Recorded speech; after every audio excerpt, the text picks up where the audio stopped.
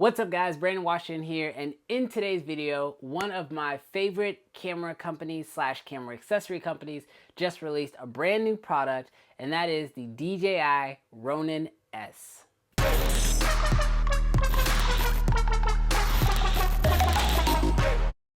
What's up guys, thank you so much for checking out the channel. If this is your first time here, make sure you consider hitting that subscribe button, because on this channel I'm always talking about filmmaking, tips, gear, tutorials, things like that.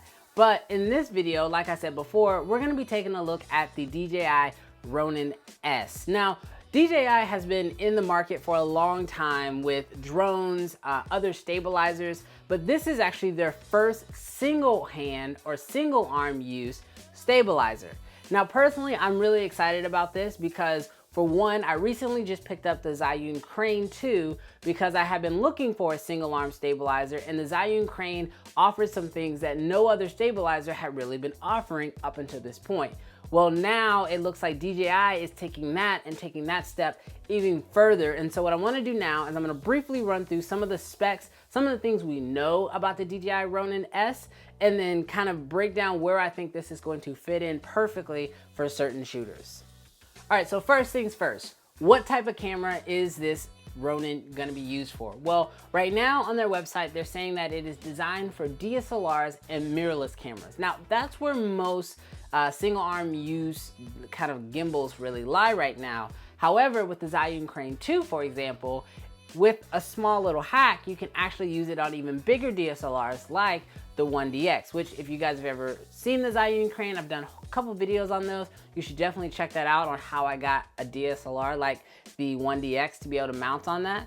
But what I like about this here in the Ronin-S is that it doesn't necessarily give us a weight or a max weight load just yet, but I'm hoping that that max load can be strong enough to handle like my 1DX, for example.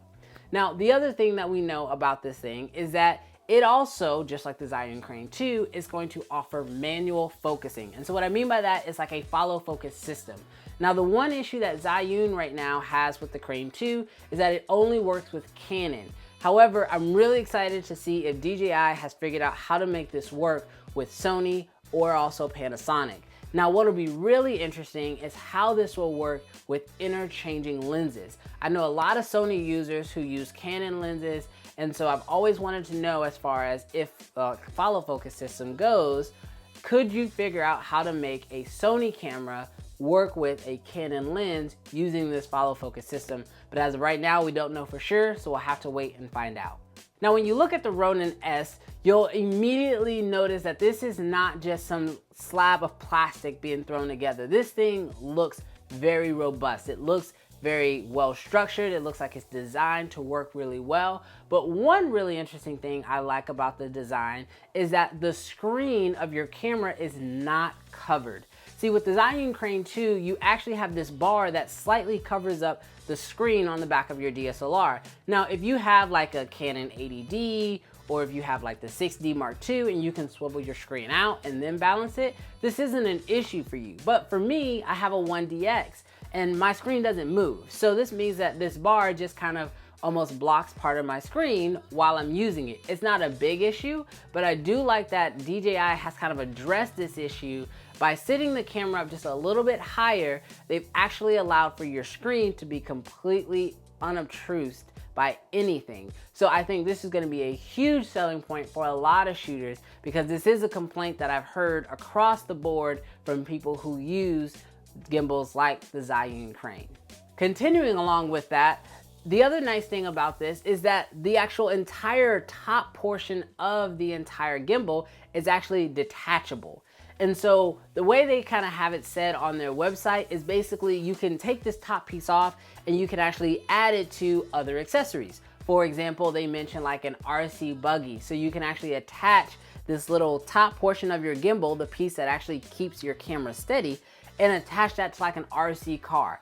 And now you can get these really cool moving low angle shots. And because the gimbal is actually what is keeping the camera steady and that whole piece has come off, it's now super easy to move this from one thing to the next. Another accessory they actually mentioned, which I thought was incredibly cool, was that you can actually attach this to dual arm. So basically you can attach this to something just like the Ronin-M that they already sell, and basically turn this Ronin-S single arm into like a normal Ronin-M, which basically has 2 arms. So this is something that I think is gonna be really interesting once it finally comes out, what accessories they have available for it, what third-party companies bring in to attach to this. But I think it's gonna be really cool how versatile this little piece of equipment is actually gonna be.